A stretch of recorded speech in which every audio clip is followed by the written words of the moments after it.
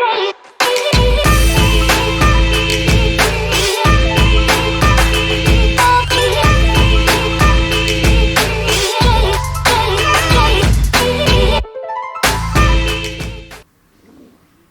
is Lewis Art for Boxing Social in association with Empire Fight Store and William Hill. Delighted today to be joined with Shane McGuigan at the gym. Mate, first of all, appreciate you sort of taking me, appreciate the invite, and how are you, mate? Good, mate. Yeah, we've been kicked out because there's other interviews going on in there, so we're outside the gym. But yeah, good, mate. Yeah, got last week and a half or whatever it is, just over a week and a half before Chris Billam-Smith takes on Okolie. Gym's booming, so yeah. You know, not only have you got Chris Billam-Smith taking on Okolie, you've got a very, very busy week, but a very busy few weeks. But we'll sort of start on Chris Billam-Smith versus Okolie. A massive fight, the opportunity that Chris has been waiting for so long, and it's almost like two fights, two big days in one for him. You know, he always wanted the stadium fight, he wanted the world title fight, and he's got two in the same. You know, it's a massive fight for him, and I'm sure you definitely agree on that. And against a familiar foe in Okolie. Literally, that's it. You know what I mean? It just so happens to be that it's against Okolie. The plan was to get a world title fight, and you know, Jay Optay is going through some management issues. Arsene Gulamari and priced himself out of the fight.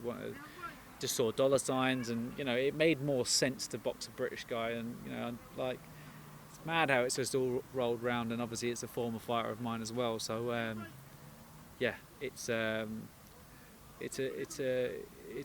to be a fantastic night, you know. But it's a bit of a bittersweet night for me because obviously I'm not working with Lawrence anyway anymore either. So, but we got to go and do our job and you know try and win the fight. And I think it's definitely a winnable fight. When it comes to Chris, and you've been working with him for such a long time, and keeping that faith in him, and you know, even when things haven't been going as well for him, you know, it might not be always going swimmingly, but keeping the faith of Chris, and you know, not even just as a fighter, but as his trainer as well, and as like a friend to him, as like someone that he looks up to. How good is it that you're working with him for easily the biggest fight of his career? Yeah, I mean, it's like he come down my gym in the end of, it was like September 2015, and I brought him in to spar George Groves when I was just starting to work with George, and then I brought him back to spar David Haye, and he was always really, really reliable, like as a sparring partner, and he always had something about him that he had a good jab, and then, you know, but he didn't have the experience, and he didn't really have the power, and didn't have the confidence or the understanding of the way he should fight. And then in 2017 he said, "Oh, this is my last season in the amateurs, can I have a chat with you?" So I said, "Yeah, look, always open for a conversation." And you know, at the time I had George Groves, David Haye, Frampton, Josh Taylor. Like, the gym was booming, a lot of big names in there, and names coming through. Like Josh Taylor was just about to fight Hart Davies, so he was just about to have his breakout fight. And I thought, you know what, I've got a really nice, likeable lad here that is willing to go double-footed in, that hasn't got the amateur GB pedigree, but has the mindset and the aptitude to be able to listen and learn and apply things. And one thing led to another, and you know, he's now fighting for a world title in 2023 in his home stadium in front of 16,000 people. So huge success story, and he surprised me, to be honest.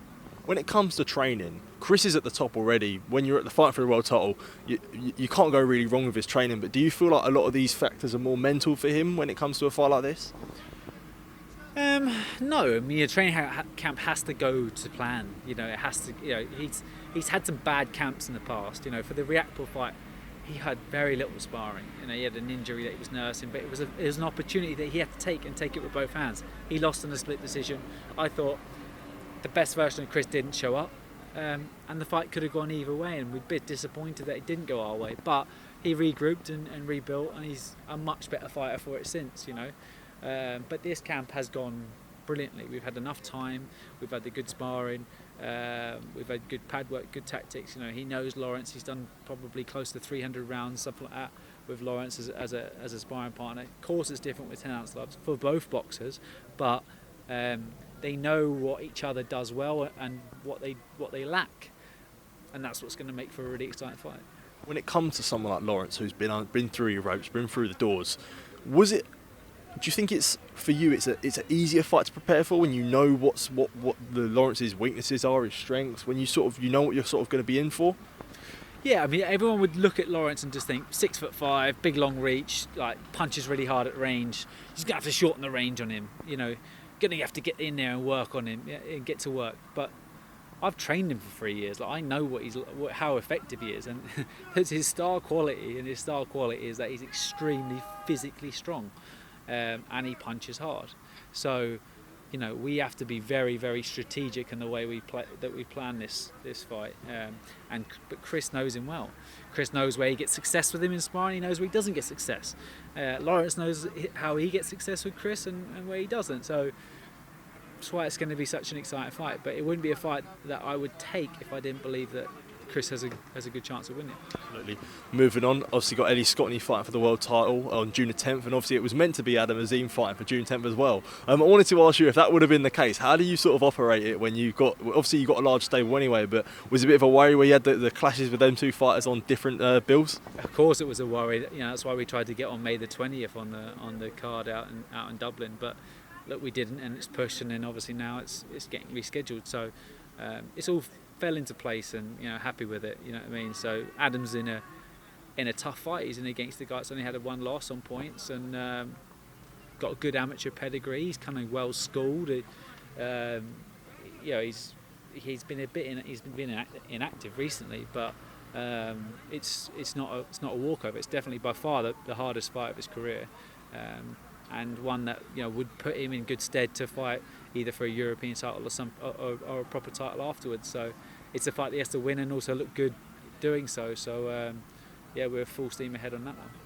I was chatting to Adam off camera just in the gym now, and I was saying to him it's a bit difficult for him. Whilst these European guys are tough, and guys like Santos Reyes, the Ukrainian guy that you're fighting next, guys like this are tough.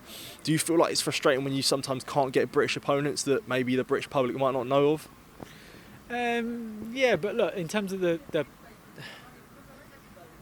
British opponents, I mean, I think they just price themselves out, and Sky are working on budgets, and we completely understand it. They've got to pay X amount for an opponent, but get a good quality fight, and really, the showcase and the star is Azim. It's not who he's boxing.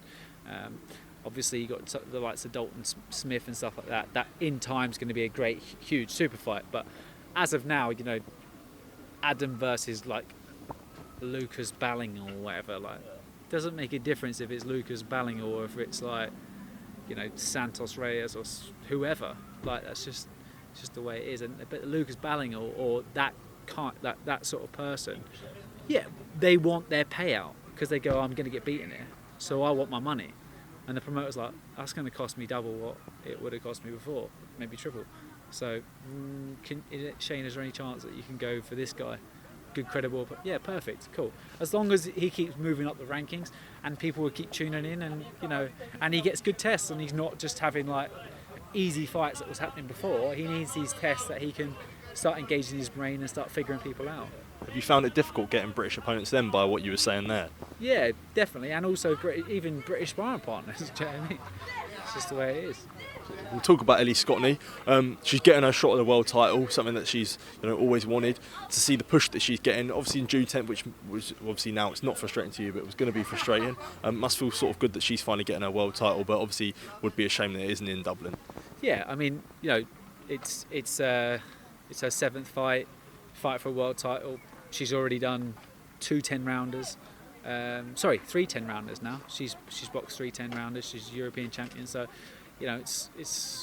she's already so far on in her career. That's because of the depth in female boxing, but also down to how good she is. And I think she's going to beat Shanika Johnson. And it's a stacked division. There's a couple of decent fighters out there, and there's also a couple of good bantamweights and people that we can mix up with up at featherweight as well. So, yeah, you've still got Serrano up there. This is the marquee name, of course, but she holds a lot of the belts. I think all of the belts up at 126 as well. So, at least in a really good place. And she just needs to keep winning and learning. And let's get this one out of the way. Just try and beat Shanika Johnson, who, by the way, isn't a complete walkover. She's strong and fit, and she's got a good work rate and decent.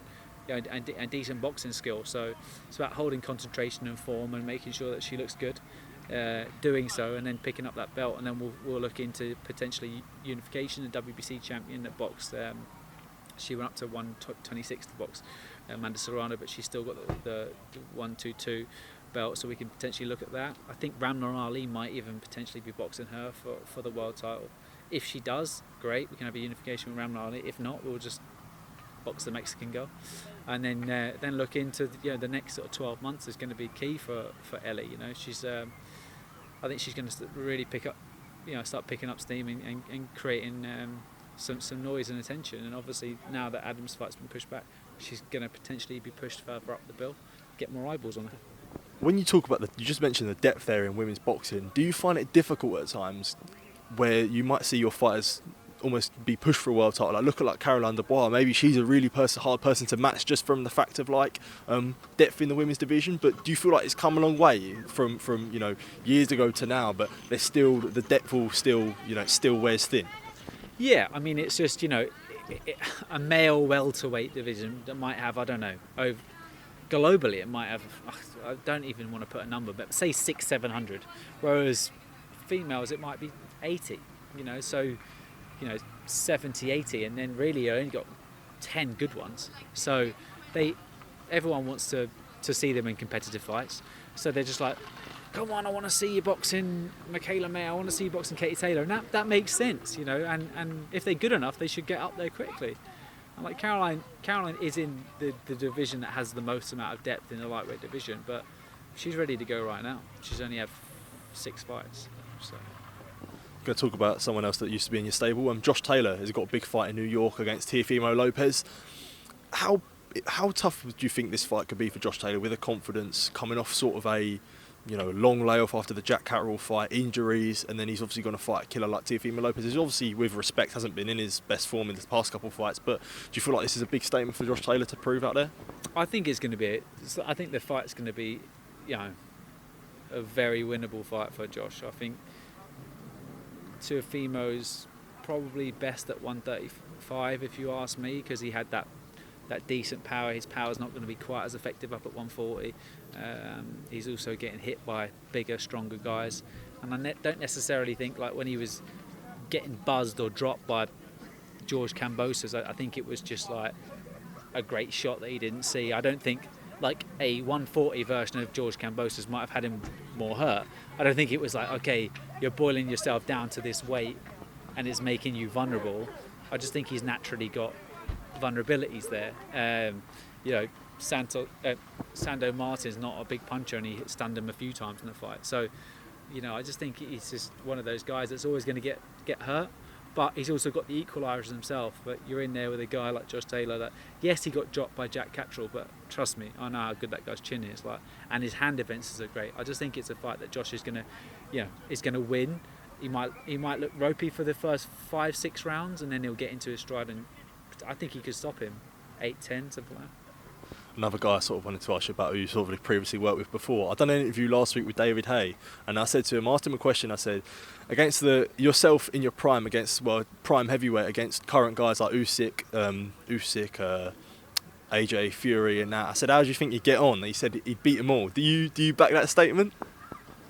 Well, he didn't beat Klitschko, did he? But he was also a phenomenal athlete, And I got a old, tired David, sort of riddled with injuries, so I don't know how good he was when he was in his pomp. I mean, I could see it, but working with him's one thing, and when you start working with someone, you realise they do something really well, and maybe other things not so well. So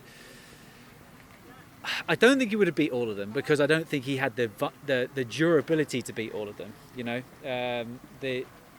got hurt a few times in his heavyweight career, and he matched himself well. Usyk isn't a massive puncher, but held form. That would have been an exciting fight. I think Fury, it definitely would have hurt Fury, but if he got up, how would it play out? It's just ifs and buts, I think someone that's straight up and down, maybe like a AJ, I think he would have had a lot of success with AJ, because he was such a big puncher and explosive. And potentially John Tawada, but once again, if John Tawada turned the right hand over, it's good night for David. So it's it's just asking points. And look, he definitely would have had a great chance against all of them. Worse, going from all those heavyweights, it leads me on to a perfect question about the alleged Saudi heavyweight tournament. Do you feel like this is a likely possibility? And if it does happen, for a boxing standpoint, how incredible could it be where we see Usyk, Fury, and AJ and Wilder all on the same night? Which is, I'll have to pinch myself, to be honest. It's just one of them ones, isn't it? I mean, most of the time, boxing is always broken down with financial restraint, and you don't really have that out there. You just have an unlimited pot. I mean, I don't know how big the pot is, right? But if they say, okay, we need to go and get another 50 million, like that is a huge stumbling block in England. It's like, how the fuck are we going to generate? Sorry for my language, but how are we going to generate this X amount of 50 million? Like there's no sponsorship that's going to give that.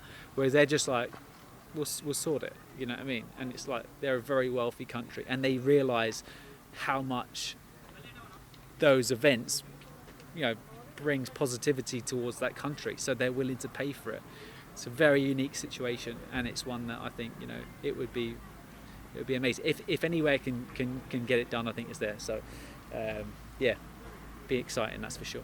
Well, Shane, I appreciate you taking the time. Appreciate the invite to the gym. All the best for the next couple of weeks. I'm sure I'll see you down Bournemouth Beach celebrating after Chris's win. Thank you, mate. Cheers.